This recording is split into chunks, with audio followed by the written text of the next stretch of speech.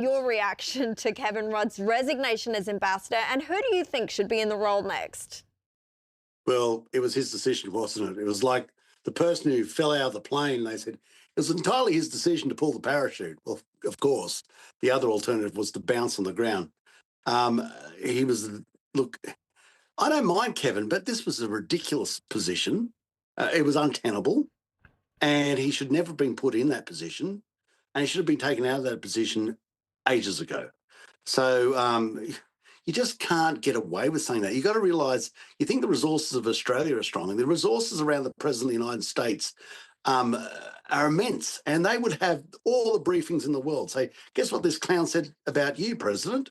And he would know. He wouldn't have gone into that meeting, into that press conferences, not knowing exactly what Trump had said. And the president, gave him the greatest humiliation you possibly could in front of the world's media. And you can do that when you're the president of the United States. And we have to realise he is the president of the United States. And without the president of the United States, we don't have a defence policy.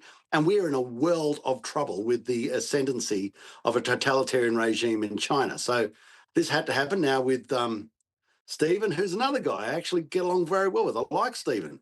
But I thought he was off the hook by saying his approach was moronically stupid. And you could sort of maybe have some latitude there, but then he followed it up with saying here's the foreign policy of a moron. So no, Stephen is going to be in the. Don't do it. Don't replace him with Stephen. Stephen's a lovely guy, but it's not going to work there either. So Joel's looking pretty good. I'd say Joel is looking pretty good, and Joel's a very, very safe set of hands, and his son, who was tragically killed in the military, he's got all the credentials of a person, former defence minister. If I was going to the Melbourne Cup field, I'd have a pineapple on Joel to get the job. Yeah, look, I think that's a very safe bet. And I like Stephen Conroy too as a colleague, and I've enjoyed many debates with him, especially on Paul Murray's program. But having made the comments he did, I think it would be equally untenable to have him in that position. I agree. Look, let's talk about Prime Minister Anthony Albanese yesterday, who announced he was recalling Parliament early to look at new hate speech laws on the ground of race. But the coalition has raised concerns that religious carve-outs could give licence to radical preachers to use interpretations of the Quran and other Islamic texts to espouse hatred of Jews. And in fact, this is exactly what the Sydney hate preacher Wissam Haddad tried to do in his defence to a federal court case brought by the Jewish community last year, which did fail. But Barnaby, what do you think of these new reforms, and do you share these concerns about these carve-outs? I have concerns that we have brought into that things that are incredibly have great issue in the country, such as firearms legislations for us. We live here, not in Bondi. We're law-abiding farmers. We haven't done anything wrong, and I don't think they'll tolerate us if we started voting for greater regulations on how people live out here. And I think it's very mischievous to put that into the same piece of legislation where there obviously will be a wealth of things we want to support, but you can't support it if you go back home and people say, so you've just voted for me to have to hand over my grandparents' firearms, or you've just voted for me to no longer be able to put a foot on the... You asked me to love this nation, but now I'm not allowed to put a foot on it because I used to go out pig shooting and now I'm not allowed to do it anymore. Apparently it's illegal. So you want me to love this nation, you want me to defend this nation, but you have taken away the mechanism for me to recreate on this nation, and I don't quite work that out, and I can't work that out either. So, we know what the thing is, like Wissam Haddad, like we all know his name. It's so bizarre. We all know his name. I know. Yeah, sadly, he's infamous now. We're not allowed to do anything about it. I mean, do you think if he was in Saudi Arabia, let's go to an Islamic country, how long do you reckon he'd last? He'd be gone. He'd be absolutely gone. And, we're playing this stupid game. We know it's in the southwest suburbs of Sydney and in sections of Melbourne. We know it's Islamic hate. We know it's fundamentalist Islam. We know who these people are. We know where it is. Yet we play this stupid game of finding all these other distractions. It's farmers, it's pig shooters, it's, militant Anglicans, and Islam is BS.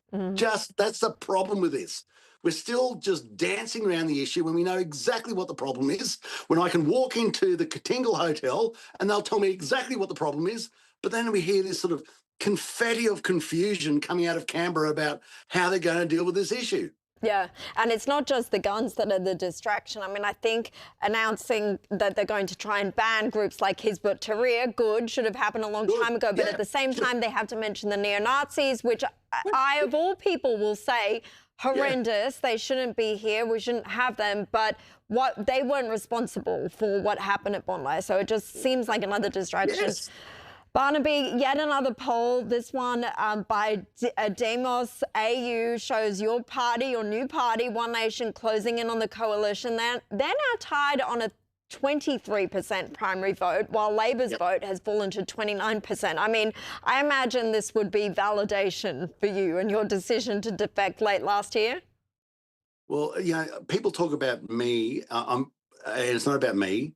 What this is about overwhelmingly is the Australian people making a change in how they vote. I might have changed parties, but the Australian people have made the biggest change, vastly bigger than me, that they want the confetti of confusion removed. They want a more stringent and clear message about issues and things. I'll give you two. One Nation has been talking forever about Islamic fundamentalism and how dangerous it is. And people know about that and they understand that. Other people might try and morph and change and twist now, but One Nation was clear about it. One Nation has been very clear about intermittent power and the absolute swindle, which is the wind turbines and the solar panels, when the cheapest form of power is coal-fired power. And people in other parties, they go, if you say coal-fired power, they go, oh, no, you can't say that because we've got to keep teal seats, and people are over that. They say, mate, I just want cheap power. I'm dealing with the cost of living crisis. I want you to deal straight with me. And One Nation is able to do that. And, and this idea, this sort of conceit, well, it's not sort of, it's exactly conceit. Oh, you'll just be a protest party and a minor vote.